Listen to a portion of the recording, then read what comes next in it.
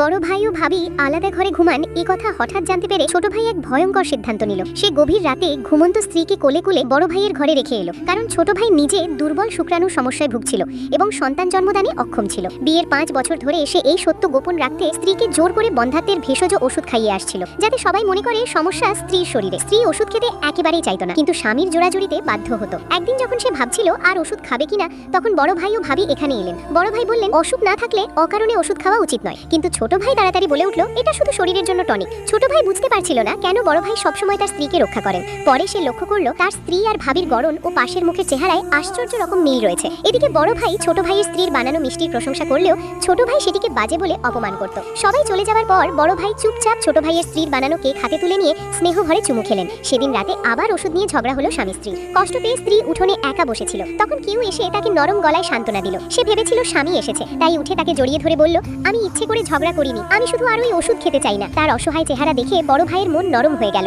তিনি তাকে বুকে জড়িয়ে ধরলেন, কিন্তু স্ত্রী যখন চুমু দিতে গেল তখন বুঝতে পারলো সামনে দাঁড়ানো মানুষটি তার স্বামী নয়, বরং বড় ভাই। সে ভয়ে সরে গিয়ে কাঁদতে কাঁদতে অনুরোধ করলো সে যেন ওই ঘটনাটি মনে না রাখেন। ঘরে ফিরে সে দেখলো স্বামী গভীর ঘুমে। তার মনে হলো যে মানুষটি একদিন তাকে বাঁচিয়েছিলেন, বিয়ের পর সে যেন সম্পূর্ণ বদলে গেছে। কিন্তু সে জানতো না যিনি তাকে একদিন বাঁচিয়েছিলেন তিনি আসলে বড় ভাই ছিলেন। ভাগ্যের খেলায় সে বিয়ে করেছিল ছোট ভাইকে। পরদিন বড় ভাই দাদুকে হাসপাতালে স্বাস্থ্য পরীক্ষা করানোর কথা বলে ছোট ভাই ও তার স্ত্রীকেও পরীক্ষা করাতে নিয়ে গেলেন। এদিকে ছোট ভাইয়ের এক চাচাতো ভাই বিয়ের 5 মাসের মধ্যেই সন্তানের বাবা হতে চলেছে। খুশি হয়ে দাদু তাকে কোম্পানির 10% শেয়ার দিয়ে দিলেন। এতে ছোট ভাই ভয় পেয়ে গেল, কারণ দাদু যদি জেনে যান যে সে সন্তান জন্ম দিতে অক্ষম, তাহলে কোম্পানির উত্তরাধিকার হওয়ার আশা শেষ। সে তাই হাসপাতালের এক কর্মকর্তাকে ঘুষ দিয়ে নিজের জন্য ভুয়া মেডিকেল রিপোর্ট বানিয়ে নিল। রিপোর্ট দেখে দাদু অবাক হয়ে